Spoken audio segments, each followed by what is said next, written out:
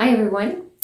We just finished week 5 in the one-year Bible, and we read some of Exodus, some of Matthew, Psalms, and Proverbs. And there was some fantastic reading this week. In Exodus, we read through about the plagues and Moses being used by God in order to come to Pharaoh and plead with him to let the Israelites go into the desert to leave, but he was asking to go out and to worship in the desert. And they were under slavery. They were in bondage to Egypt there, and that was God's people, and God wanted to set them free. So he used Moses as his leader to lead them out.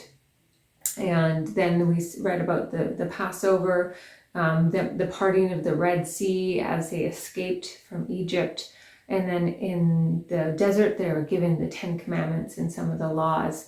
And so there was a lot of content in there. In Matthew, lots of wonderful stories. But I think one thing that stood out for me in both Exodus and Matthew was how God is so surprising. And a lot of times we put God in a box and we kind of expect him to work in a certain way, in our way. And I wonder how much Moses must have been surprised by in the way God was working and all the things he asked him to do. I don't think he had a big picture of how many plagues were going to happen and all that was going to happen. It was just like one at a time.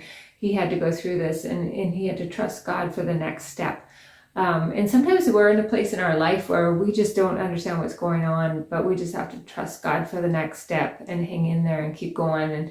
And we don't see the big picture, but God knows the big picture and he knows what he's doing, and trust him, because sometimes his ways are not our ways. And a lot of times in Matthew too, we see that the disciples were surprised by him.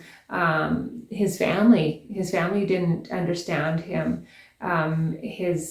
Especially the Pharisees, the people who were the most religious, were so astounded by him and just were confused and didn't agree with him and were trying to trap him.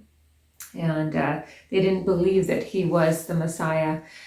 A lot of times God's ways are backwards to our ways, and it's not that he's backwards, we are backwards. Our culture, our lives, our souls have been bound in sin and trapped because of the fall, but God's ways are not backwards. Our ways are backwards. And some of the things that stood out to me in that way in Matthew were in Matthew 20, 16, where Jesus says, "So the last will be first and the first will be last." A lot of times we want to be first, we want to be the top, but he says the last will be first. And again, in Matthew 20, 26 to 28, it says, "Not so with you. Instead, whoever wants to become great among you must be your servant, and whoever wants to be first must be your slave, just as the Son of Man did not come to be served, but to serve and to give his life as a ransom for many."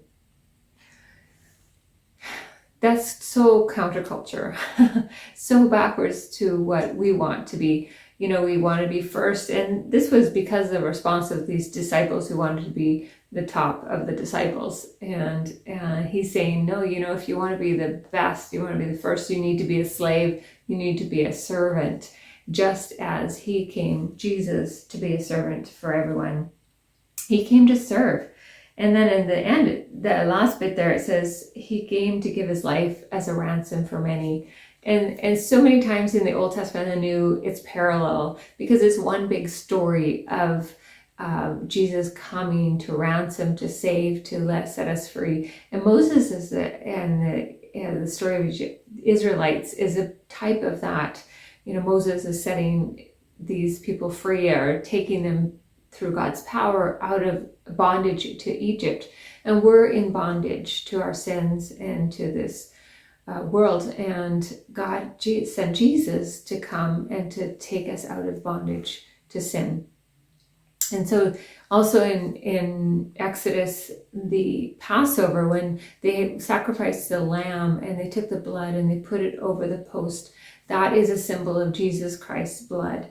And he was talking about he's going to be a ransom for many, and his life was ransomed as he became the Passover lamb. And he was the one whose blood sets us free from bondage, from slavery to sin.